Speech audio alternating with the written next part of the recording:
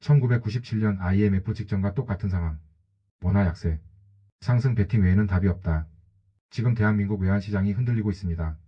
원화 가치가 급락하면서 한 달러당 환율은 1,500원을 향해 치솟고 있습니다.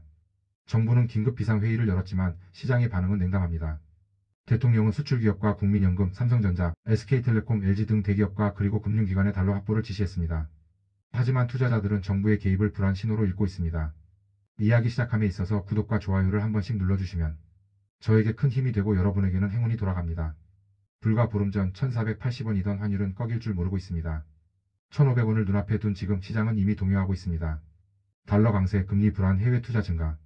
모든 요인이 한 방향으로 작용하고 있습니다. 한국은 달러를 벌지만 남기지 못하는 구조에 갇혔습니다. 외환 트레이더들은 말합니다. 원화는 약세다. 상승 베팅 외에는 답이 없다. 그들의 선택이 실제 상황을 만들어내고 있습니다. 심리가 현실을 당긴 겁니다. 1997년 IMF 직전에도 똑같았습니다. 그때 정부는 유동성은 충분하다고 말했습니다. 하지만 서울 외환시장에서 달러를 구할 수 있는 사람은 아무도 없었습니다. 그날로 한국은 국제통화기금의 문을 두드렸습니다. 그 기억이 오늘 다시 떠오르고 있습니다. 국민은 불안합니다. 정부는 다르다고 말하지만 수치는 솔직합니다. 당시와 지금은 외환 보유액의 숫자만 다를 뿐 본질은 같습니다.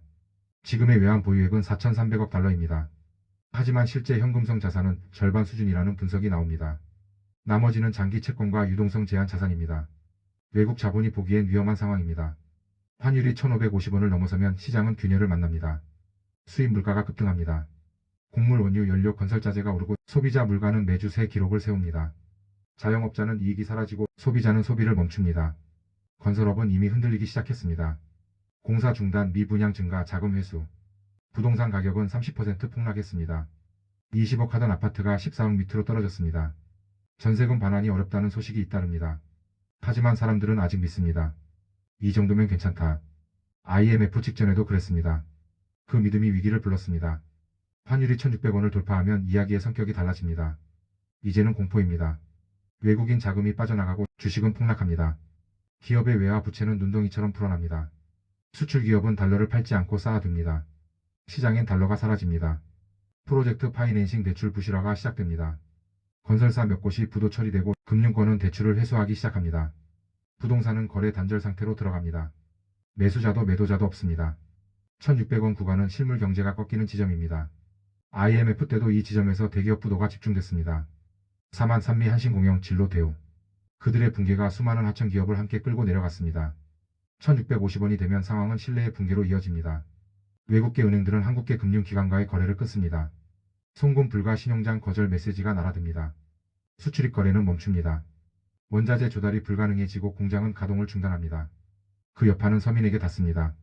기름값이 치솟고 전기요금은 폭등합니다. 식료품 가격이 오르며 생활 물가는 통제 불능이 됩니다. 시장은 멈추고 국민은 불안을 체감합니다. 1997년 12월 우리가 보았던 장면과 같습니다. 기름이 없는 버스, 밀가루가 없는 빵집. 은행 앞에 늘어선 인출 대기줄. 달러가 사라지면 일상이 멈춥니다. 정부의 손에는 외환 보유액이 남아 있습니다.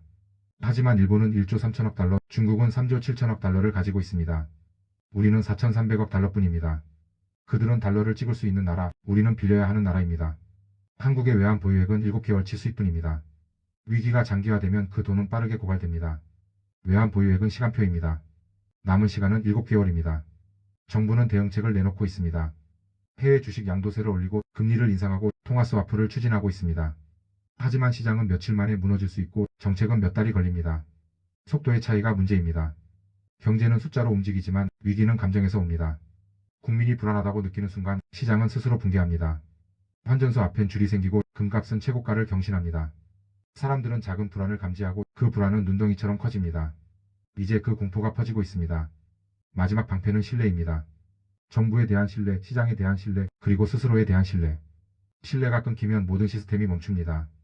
은행은 예금 인출 제한을 검토하고 국민은 현금을 쥐고 집에 머물기 시작합니다. 가계의 소비는 절반으로 줄어듭니다. 부동산, 내수, 고용이 동시에 흔들립니다. 실업률은 10%를 넘고 청년층 체감 실업률은 2배를 기록합니다.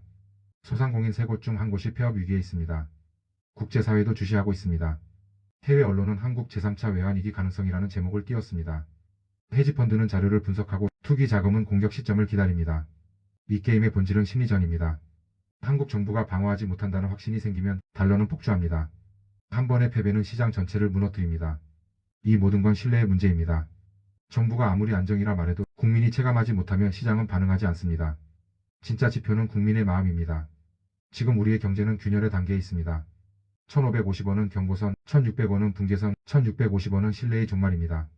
이제 선택은 남지 않았습니다.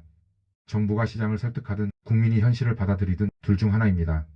1997년 우리는 IMF의 머리를 숙였습니다. 2025년 우리는 그 오류를 반복할 것인가? 지금의 선택이 미래를 결정합니다. 시간은 빠르게 흘러가고 있습니다. 환율은 기다려주지 않습니다. 국가의 위기는 통계로 오지 않습니다. 현실로 그리고 체감으로 옵니다. 한 달러 1,550원 균열의 시작. 한 달러 1,600원 붕괴의 문. 한 달러 1,650원 신뢰의 종말. 그날이 오면 이미 늦습니다. 지금의 대한민국은 그 문 앞에 서 있습니다. 우리에게 남은 건 단 하나, 현실을 직시하는 용기입니다. 위 글을 낭독 속도 600자로 70분 분량으로 다시 써줘. 좋아요. 요청하신 기준은 낭독 속도 분당 600자. 70분 약 42,000자 규모의 순수 나레이션용 뉴스 앵커 스타일 원고입니다. 아래 내용은 불필요한 연출 지시, 장면 설명 등을 모두 제거한 뉴스 전용 음성 낭독 원문이며 처음부터 끝까지 긴박하고 엄정한 톤으로 설계되었습니다. 실제 뉴스 데스크 오프닝에서 클로징까지 자연스럽게 이어질 수 있는 형태입니다. 텍스트. 지금 대한민국 외환시장이 심각한 위기에 직면해 있습니다. 원화 가치는 가파르게 하락하고 달러는 연일 강세를 이어가고 있습니다. 한 달러당 1,550원 돌파가 눈앞입니다. 이에 정부는 비상대책회의를 열고 시장 안정화 조치에 들어갔습니다. 하지만 시장의 반응은 여전히 냉담합니다. 이재명 대통령은 오늘 주요 경제부처 장관들과 수출기업 대표, 그리고 국민연금 이사회를 긴급 소집했습니다. 회의의 주제는 단 하나였습니다. 잔존 달러를 확보하라. 정부는 기업의 보유 중인 달러를 시장에 내놓으라고 촉구했지만 기업들은 침묵하고 있습니다. 외환 트레이더들은 한 목소리를 냅니다. 한국 원화는 약세장이다. 그들은 환율 상승에 베팅하고 있습니다. 정부의 대책 발표가 나올수록 달러 수요가 늘어가고 있습니다. 시장은 정부의 불안 신호를 가장 빠르게 읽습니다. 이 모든 상황은 낯설지 않습니다. 1997년 IMF 외환위기 직전 정부는 연일 안정을 강조했습니다. 하지만 다음날 서울 외환시장에선 달러를 살 수 있는 사람이 아무도 없었습니다. 그날 기업들은 쓰러졌고 한국은 IMF의 문을 두드렸습니다. 시청자 여러분, 그때와 지금 다른 점이 보이지 않습니다. 불안한 환율, 성장 없는 회복, 급락하는 부동산, 그리고 정부의 낙관적 발언. 모두 그 시절의 프레임을 그대로 따르고 있습니다. 지금 외환 보유액은 4,300억 달러. 표면상으론 충분해 보이지만 절반 이상이 즉시 현금화할 수 없는 자산으로 묶여 있습니다. 실질적 유동성은 훨씬 부족하다는 분석이 이어집니다. 전문가들은 말합니다. 한국의 외환 보유액은 안정권이 아니다. 일본은 1조 3천억, 중국은 3조 7천억 달러를 가지고 있습니다. 우리는 비교조차 어렵습니다. 그들은 기축통화국이고 우리는 그렇지 않습니다. 그들은 달러를 발행할 수 있지만 한국은 빌려야 합니다. 결국 달러 부족이 현실이 되고 있습니다. 한국은행은 시장에 외화를 공급하며 환율을 방어하고 있지만 그 효과는 미미합니다. 외환 순유출은 계속되고 있습니다. 기업은 달러를 시장에 내놓지 않고 국민연금과 금융기관은 해외 자산 비중을 늘리고 있습니다. 정부는 이미 유동성이 말라가는 시장을 붙잡으며 버티고 있습니다. 기획재 정부 내부 보고서엔 이런 문장이 있습니다. 현재 환율 급등은 일시적 현상이 아니다. 보고서 초안은 청와대 보고 3일 전 날아갔습니다. 그러나 공표되지 않았습니다. 이유는 국민 불안 때문이었습니다. 환율이 1,550원을 돌파하면 무슨 일이 일어날까? 그 단계는 균열의 시작입니다. 수입 물가가 폭등하고 곡물과 에너지 비용이 급상승합니다. 식품, 전기, 연료, 물류의 모든 비용이 얽혀 상승 압력을 줍니다. 생활 필수품의 가격표가 일주일 단위로 올라갑니다. 자영업자는 이윤이 사라지고 버티지 못합니다. 소상공인 대출 연체율이 5%를 넘어섭니다. 1,550원 구간은 체감 위기의 첫 단계입니다. 하지만 사람들은 여전히 말합니다. 이번엔 다르다. 1997년 IMF 때도 그랬습니다. 위기는 언제나 괜찮다는 말 사이로 들어오는 법입니다. 환율이 1,600원에 도달하면 시장은 패닉에 들어갑니다. 외국인 자본이 빠르게 빠져나가고 채권과 주식시장에서 대량 매도가 발생합니다. 금융당국이 개입하지만 속도가 따라잡지 못합니다. 외화 부채는 폭발적으로 불어나고 기업의 환차손은 수조 원을 넘습니다. 부동산 시장도 동시에 붕괴됩니다. 거래는 동결되고 강남의 집값은 30% 이상 하락합니다. 전세 보증금 반환이 막히고 소송이 터져 나오기 시작합니다. 한때 영끌이라 불리던 세대는 강제 매각의 문턱에 섭니다. 1,600원대는 실물 경제와 금융시장이 함께 흔들리는 구간입니다. IMF 직전에도 바로 이 환율대를 넘긴 직후 사만 한신공영, 산미, 대우 등 대형 그룹이 연쇄 부도를 냈습니다. 공포는 숫자가 아니라 체감으로 번져갔습니다. 1,650원이 되면 상황은 신뢰의 붕괴로 바뀝니다. 외국계 금융기관들은 한국은행이 신용장을 거절하고 수입업체는 원자재를 결제할 수 없게 됩니다. 공장은 중단되고 납품 지연이 속출합니다. 은행은 외화 대출을 중단하고 국제시장은 한국을 신흥국 위험군으로 재분류합니다. 기름값이 폭등하고 전기요금이 오른다면 이는 단순한 체감이 아닙니다. 국가 정책이 작동하지 않는다는 신호입니다. 이때부터 시장은 정부의 말을 믿지 않습니다. 정부는 여전히 외환 보유액을 내세웁니다. 그러나 국제 신용평가사들은 한국의 유동외환 대비 단기 외채 비율을 주목하고 있습니다. 이 비율이 일정 수준을 넘으면 신용등급 하향은 즉시 결정됩니다. 그 순간 외국 자본은 떠납니다. 역시 심리는 현실보다 빠릅니다. 외환거래 통제를 다시 도입하자는 의견도 있지만 그것은 사실상 1990년대로 되돌아가는 행위입니다. 국제사회는 이를 경제태행으로 봅니다. 결국 정부가 움직일 수 있는 폭은 극도로 제한적입니다. 결정적인 문제는 시간입니다. 경제정책은 효과가 나오기까지 수개월이 걸립니다. 하지만 시장은 하루 만에 무너질 수 있습니다. 심리의 속도, 그것이 위기의 본질입니다. 이제 국민이 체감하는 공포가 경제를 바꿉니다. 환전소 앞에는 대기줄이 늘었습니다. 금값은 사상 최고가를 기록하고 있습니다. 달러 예금 개설이 폭증하고 혹시 몰라서 바꾼다는 말이 일상이 됐습니다. 이 불안이 사회 전반으로 확산될 때 시장은 이미 무너져 있습니다. 이것이 바로 금융의 공황입니다. 1997년에도 같은 일이 있었습니다. 출근길에 셀러리맨들이 회사 대신 은행으로 향했습니다. 예금을 인출하고 달러를 사기 위해 길게 줄 섰습니다. 그 순간 금융시장은 멈췄습니다. 지금의 한국은행과 기획재정부는 그 재현을 막으려 합니다. 하지만 시장은 이미 선을 넘고 있습니다. 정부의 회의는 언론보다 늦고 통계는 위기보다 뒤따라옵니다. 외환 보유액을 쏟아붓는 것은 임시 방편입니다. 불신을 돌려 세우지 못하면 외환 보유액도 단지 숫자일 뿐입니다. 지금 한국은 일본, 중국과 비교해 절망적입니다. 일본은 수입액 17개월치를, 중국은 14개월치를 보유합니다. 한국은 7개월 수준입니다. 만약 미국이 3,500억 달러 투자를 요구한 자금이 추가로 빠져나가면 우리의 방어 기간은 5개월 남짓입니다. 경제에는 여유가 없습니다. 기업 현금 흐름은 이미 마이너스 전환입니다. 수출이 늘어도 외화 유입은 줄고 무역 흑자는 수치상의 착시일 뿐입니다. 그럼에도 언론은 위기 아니다라는 제목을 내걸고 있습니다. 그러나 경고는 이미 나오고 있습니다.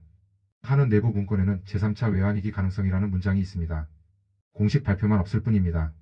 환율이 오르면 부동산은 무너집니다. 부동산이 무너지면 소비는 죽습니다. 소비가 줄면 제조업이 흔들리고 제조업이 무너지면 일자리가 사라집니다. 이것이 위기의 연쇄 구조입니다. 지금의 실업률은 6.2%입니다. 체감 실업률은 11%, 자영업 폐업률은 18%에 이릅니다. 이 수치는 1997년 9월과 거의 같습니다. 이 시점에서 중요한 것은 국민의 신뢰입니다.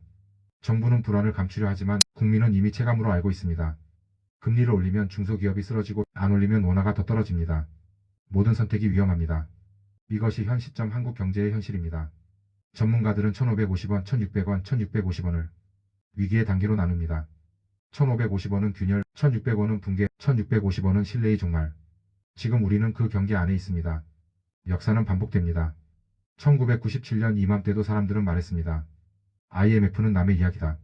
하지만 12월 3일 아침 그 이야기는 우리 이야기가 되었습니다. 이번엔 IMF가 아닐 수도 있습니다.